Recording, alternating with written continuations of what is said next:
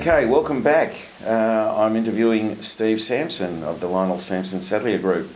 So Steve, now that we're back from the break, we were just getting into some of the places, the areas of challenge that have happened over the years. Can you give us a little bit of an enlightenment of some of the challenges that you might have faced or the businesses faced? Yeah, look, it was challenging times when I first joined the business, because I was during the 80s. There was high interest rates. Communication about you said you had to take your own counsel. Without communication, really having the opportunity to talk with the people on the shop floor about your responsibilities, and without being able to talk to the other board members to give them a perspective, I can understand that would have been very challenging for you personally.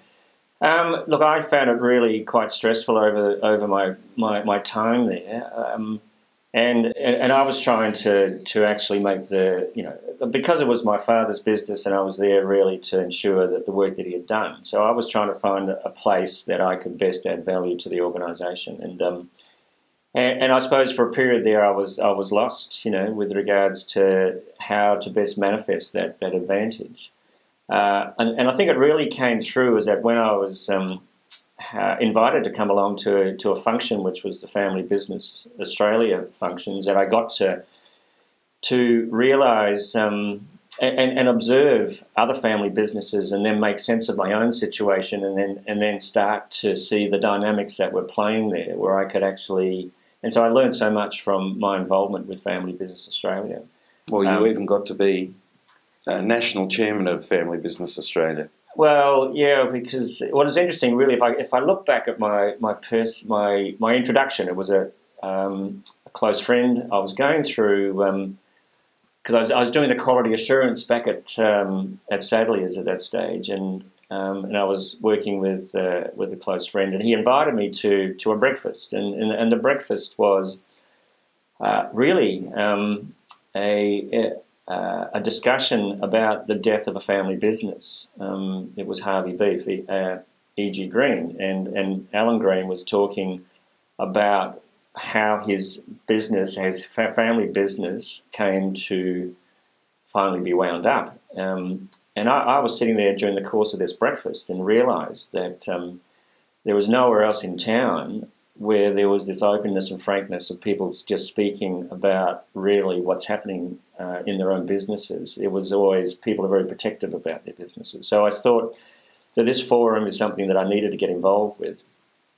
I got involved as a member, then I found myself on the state committee, and then I became the local chairman, and then I became national chairman. But it wasn't my initial intention, but it was how I could learn and how I could add value to my own business, but also to the organisation. There's a passion, isn't there, when we deal with family members? We actually understand their place in their own family business, and we have an association with that. We have a feeling about that. I'm suggesting that, but is that the way you would see it?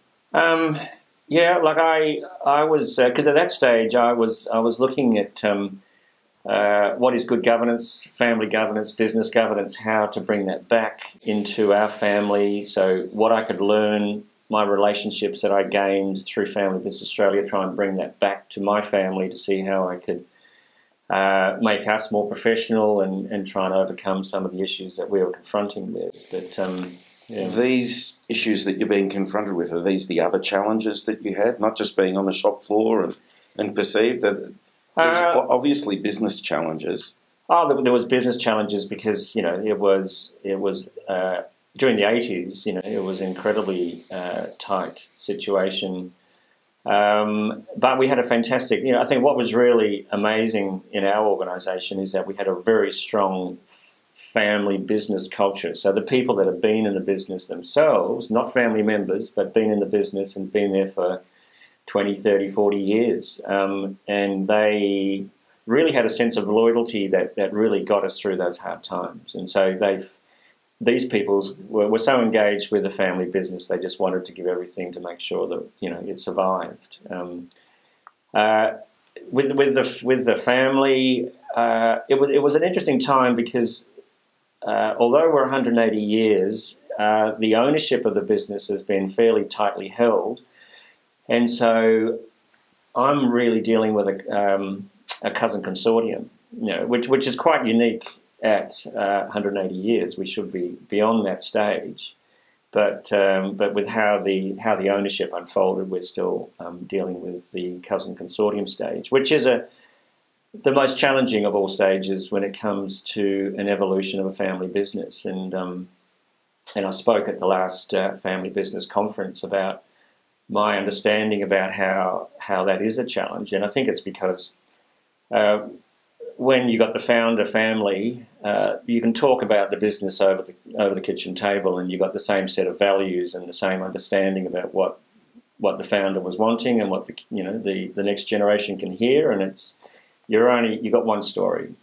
And then as you split into the next and subsequent generations, you get tribes, and you get different value systems with in-laws and marriages, and it's very hard to get that consistency of understanding. And I think and if there's any family issues, and we had some family issues that went back 70 years, and they get built in and embedded in the family dynamic and the family story. And sometimes, unless that's dealt with, it's something that you carry with you forward. And I think that's been one of the issues for our family. And I don't think it has been resolved. But I think it has been an issue that has played out and has sort of hasn't allowed us to come together as a family as we could have or should have to support the business. We're now relying on external expertise to create corporate governance, but I think, and the issue associated with that at the moment is that we have 5 people sitting at that board, and there's a lack of understanding of the industry or the business and or family business that has been to the detriment of the organisation. But hopefully they can work their way through it. But those limitations have played out badly.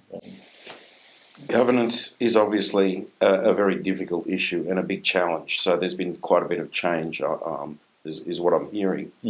And I want to talk about next what we've done, where you might be going, and what might have been done. So we might take a break now, and we'll come back and talk about how we're resolving some of these things, some of the opportunities that might be coming along.